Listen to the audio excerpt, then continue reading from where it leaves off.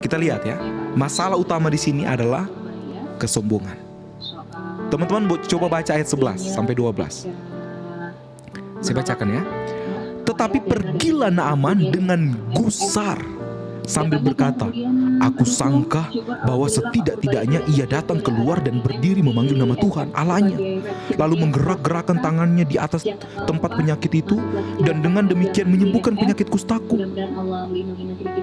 Coba saudara lihat, bukankah Abana dan Parpar sungai Damsik lebih baik dari segala sungai di Israel? Bukankah aku dapat mandi di sana dan menjadi tahir? Kemudian berpalinglah ia dan pergi dengan apa? Firman Tuhan bilang dengan panas hati, teman-teman. Saudara lihat, di titik ini kita mulai melihat akar masalah dari Naaman. Ya, dia berkata, bukankah sungai Abana, sungai Farpar di Damsik lebih baik dari segala sungai di Israel? Kelihatannya seperti perbandingan biasa, saudara. Seolah-olah dia hanya bicara soal kualitas air, tapi sebenarnya ini bukan soal air. Ini soal hati. Ada kesombongan yang tersembunyi di sini. Saudara, kalimat Naaman menunjukkan sesuatu yang dalam. Saya tahu mana yang lebih baik. Saya tahu cara yang benar. Saya tidak mau cara yang merendahkan saya. Coba lihat. Ini inti kesombongan. Dia nggak mau tunduk, dia tidak mau diajar, dia tidak mau merendahkan diri. Pelajarannya di sini apa? Kesombongan itu menolak cara Tuhan. Ya, Naaman sebenarnya mau sembuh, teman-teman, tapi dengan caranya sendiri. Dia mau mujizat sih, tapi harus sesuai dengan logikanya. Dia mau Tuhan bekerja, tapi Tuhan harus mengikuti standar dia. Dan ini sangat berbahaya. Ya, teman-teman dengar baik saya bilang. Kadang kita juga begitu. Tuhan, saya mau berubah, tapi jangan lewat orang itu ya Tuhan.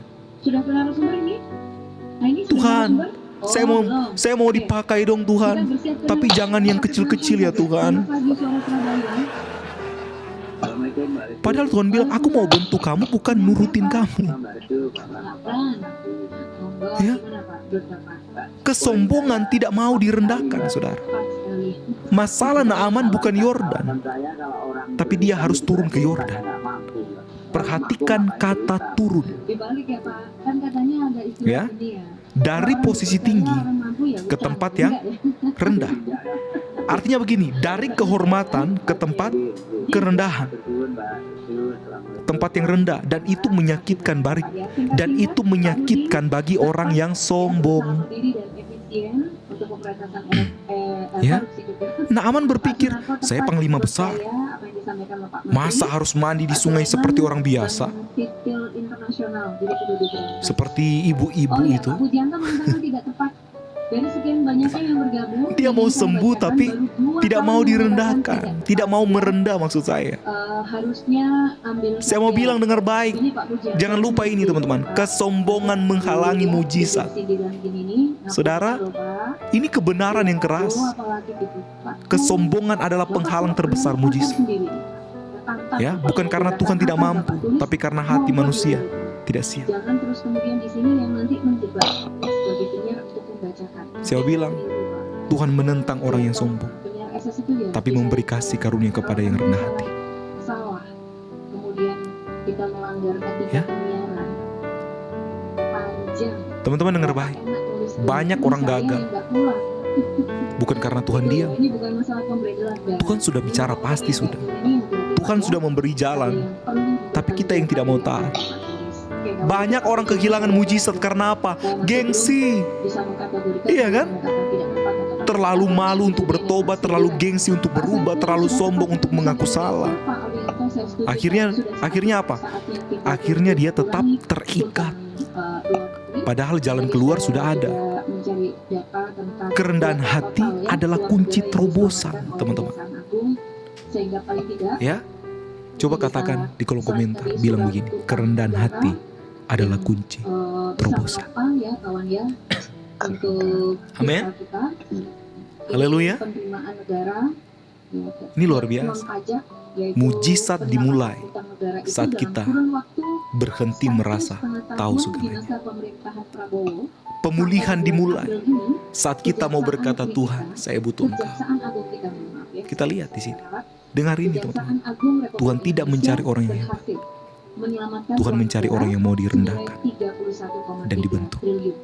Jadi angka ini kawan berasal dari akumulasi penanganan perkara tindak pidana korupsi, denda administratif, sektor selama kita masih mempertahankan ego kita,